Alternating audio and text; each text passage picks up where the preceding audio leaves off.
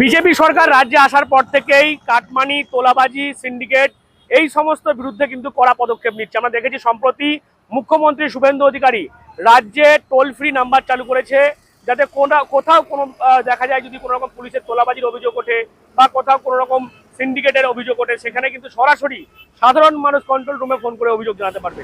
এবং আমরা দেখেছি বরাবরই ওভারলোডিং এর বিরুদ্ধে কিন্তু আন্দোলন করেছেন ট্রাক মালিক সংগঠন। কারণ আমরা দেখেছি যে ওভারলোডের ফলে গ্রাম থেকে শুরু করে বিভিন্ন শহরের রাস্তা সেগুলো কিন্তু একেবারে ভেঙে যায় এবং বিভিন্ন ক্ষেত্রে রাস্তা যাতায়াত করতে অনেক সমস্যা হয়, দুর্ঘটনাও ঘটে। এবং দেখা যাচ্ছে যে বদলের সরকার সরকার বদলালেও ছবি কিন্তু বদলায়নি। ডানকুনির ছবি আপনাদেরকে দেখাচ্ছি। সেখানে ডানকুনিতে দেখা যাচ্ছে একেবারে দিনে দুপুরে পুলিশের চোখে ফাঁকি দিয়ে দেখা যাচ্ছে ওভারলোড গাড়ি একেবারে ফ্লাই অ্যাশ লোড করে সেই সমস্ত গাড়ি কিন্তু যাচ্ছে।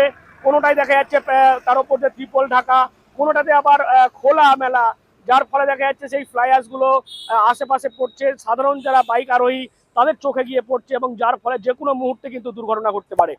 আমরা প্যাসেঞ্জার যেতে পারছি না, মানে এমনি গাড়ি মোটরসাইকেল ফটোসাইকেল কিছু যাওয়া যাচ্ছে না। হ্যাঁ, রাস্তাঘাটে অ্যাক্সিডেন্ট হওয়ার ভয়। রাস্তা বাইপাস রাস্তায় সরু রাস্তা করে দিয়েছে, এটাকে একটু চওড়া করলে তারপরে তো কাজ হবে, নাহলে কি করে কাজ হবে? এইসব ব্যাপার। আর এত ওভারলোড গাড়ি যাচ্ছে, মানে যাওয়া যাচ্ছে না, একদম পাশ দিয়ে যাওয়া যাচ্ছে না। তারপর ধুলো উঠতেছে খুব প্রচুর, রাস্তা ভাঙা, ড্রেন কোনো ক্লিয়ার নেই, ট্রেন পাড়া রাস্তার যে জল যাবে কি রাস্তার জল যাবে, কোনো যেতে পারছে না। রাস্তাটা দেখছি ওভারলোডের জন্য গর্ত হয়ে যাচ্ছে। হ্যাঁ, গর্ত হয়ে যাচ্ছে তো ওভারলোডের জন্য।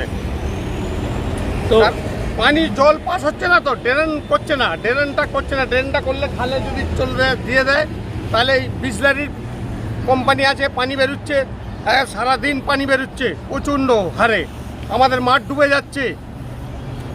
তোমরা কি চাইছো এই যে ওভারলোড গুলো? আমরা ওভারলোড গাড়ি বন্ধ হোক, রাস্তা ভালো করুক। আমাদের যাওয়ার অসুবিধা হচ্ছে, মোটরসাইকেলে যেতে পারছি না, একটা কিছু নিয়ে যেতে পারছি না, একটা প্যাসেঞ্জার নিয়ে যাবো, রুগী নিয়ে যাবো, যেতে পারছি না, রাস্তা জাম। এখন আমরা এইগুলি সলভ করতে চাইছি যে রাস্তা ওভারলোড বন্ধ হোক, রাস্তাটা ক্লিয়ার করুক, ড্রেন ক্লিয়ার করুক, পানি ফ্যাক্টরির পানিটাকে ক্লিয়ার করুক। বিসলারি পানি ফ্যাক্টরি আছে এখানে, সেই পানি 24 ঘন্টা হয়ে মাঠ ডুবে যাচ্ছে, আমাদের সব ঘর দর ডুবে যাচ্ছে। ড্রেন এই রাস্তার কোনো ড্রেন নেই, পাড়ার রাস্তার কোনো ড্রেন নেই, পানি যেতে পারছে না, পাস হচ্ছে না। আমরা এখন এই চাইছি। তোমার নামটা বলো? আমার নাম ফেরেশ মল্লিক। গাড়ি এখান দিয়ে যাচ্ছে কি?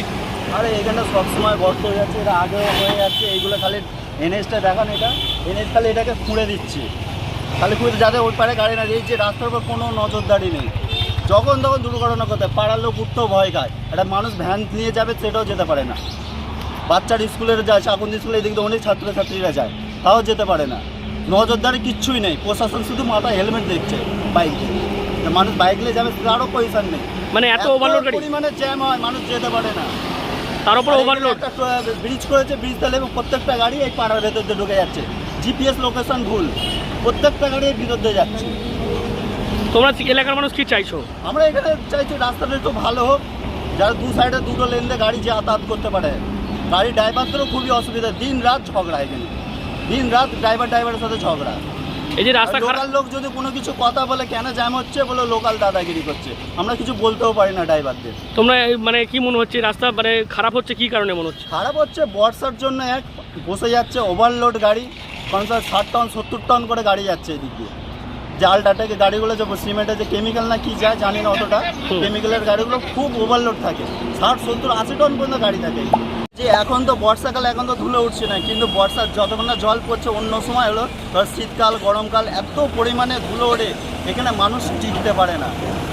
এত পরিমাণে ডাস্ট, মানুষ হয়তো ব্রঙ্কাইটিস কিংবা ফুসফুসের সমস্যা, যাবতীয় এমনি তো দূষণ তো রয়েছে গাড়ির, বায়ু দূষণ। মানে এই গাড়িতে দেখছি তো চেয়েও যাচ্ছে, ওই ফ্লাই অ্যাশও যাচ্ছে। হ্যাঁ, ফ্লাই অ্যাশ বেশি সময়তে আলট্রাটেকের গাড়িগুলো যাচ্ছে, বহুত পরিমাণে কী বলে বায়ু দূষণ হচ্ছে, যাকে বলে ধুলো ওড়ে বহুত। এটা বাড়ি ঘর ধর পুরো একদম ধুলো হয়ে যায়, ছাই পড়ে। হ্যাঁ, ছাই পড়ে।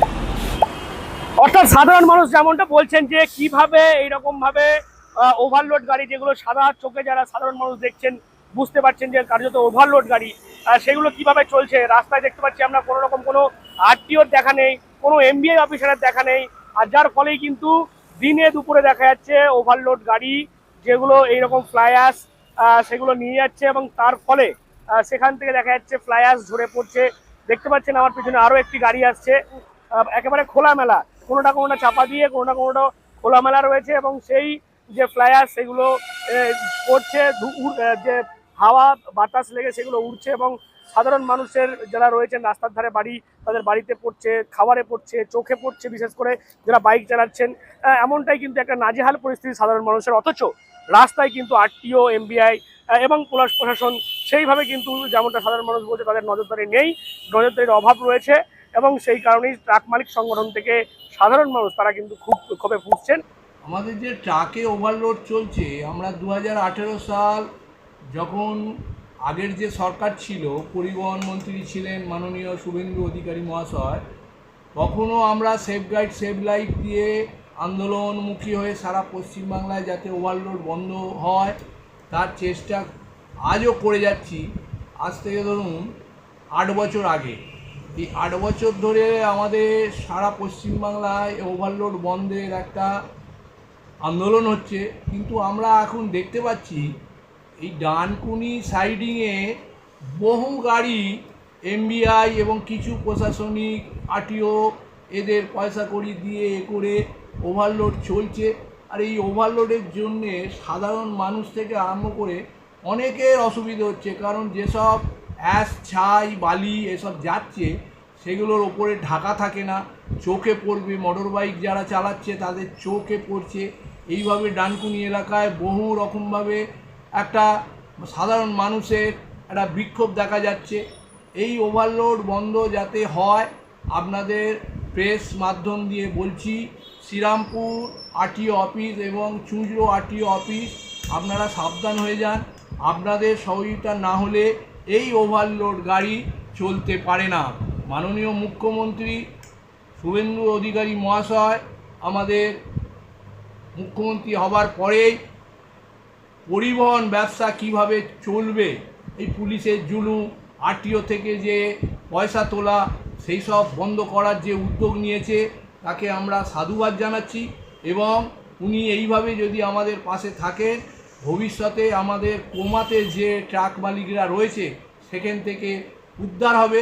কারণ ট্রাক পরিবহন ব্যবসা পশ্চিমবাংলায় খুব বাজে পরিস্থিতিতে রয়েছে। আমি আশা করব আমাদের মাননীয় মুখ্যমন্ত্রী এইটাকে নজর দেবেন। ডানকুনির আশেপাশে বহু টাকা দিয়ে, যেটা বলে মান্থলি, সেই মান্থলি সিস্টেমের মাধ্যম দিয়ে এই সব গাড়িগুলো চলছে।